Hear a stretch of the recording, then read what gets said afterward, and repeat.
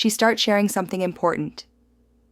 Your first response sounds supportive, but by your third sentence, she's shutting down or getting frustrated. You thought you were helping, but somehow you missed the mark. If your conversations keep going wrong, even when you think you're saying the right things, stay with me. By the end of this video, you'll discover the third sentence rule and why what you say third reveals whether you're truly listening or just waiting to respond. Here's the third sentence rule. Her real feelings usually don't show up until her third sentence, and your true response pattern reveals itself by your third sentence. Most men respond to the first thing she says, but that's rarely what she actually needs you to hear. Here's how it works. She says, "I had a terrible day at work." That's sentence 1, surface level. You say, "That sucks. What happened?" She says, "My boss criticized me in front of everyone." That's sentence 2, getting closer. You say, "You should talk to HR."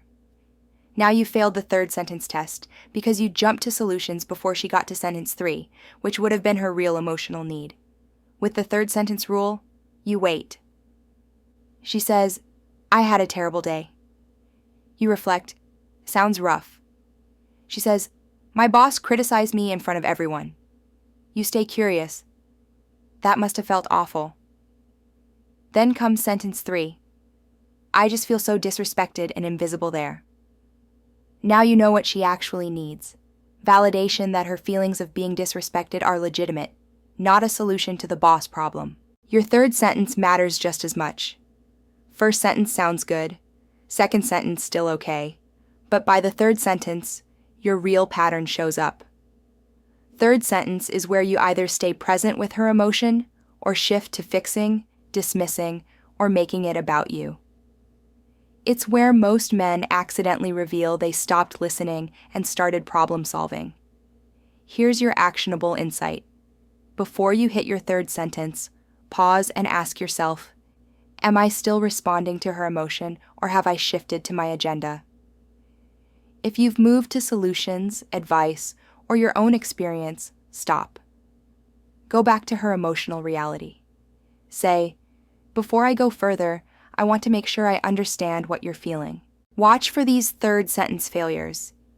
She shares something, you respond well twice, then your third sentence is, well, at least, or you should, or when that happened to me. Each of these third sentences tells her you've stopped being present with her and started trying to fix, minimize, or redirect. The power of this rule is that it gives you a checkpoint. You can catch yourself before you've completely derailed the conversation. If you notice your third sentence is pulling away from her experience, you can course correct. Actually, let me stop. I want to hear more about how that made you feel. Practice this today. When she shares something, count your sentences. Make your first 2 about staying with her emotion. Before you hit 3, check yourself. Am I still present with her, or have I moved to my own agenda?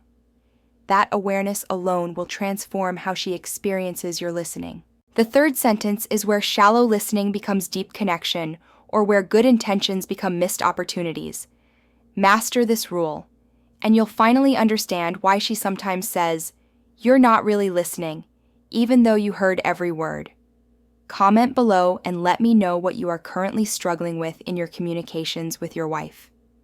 Click the link in the first comment or check my bio to discover an ebook that can help improve your communication with your wife.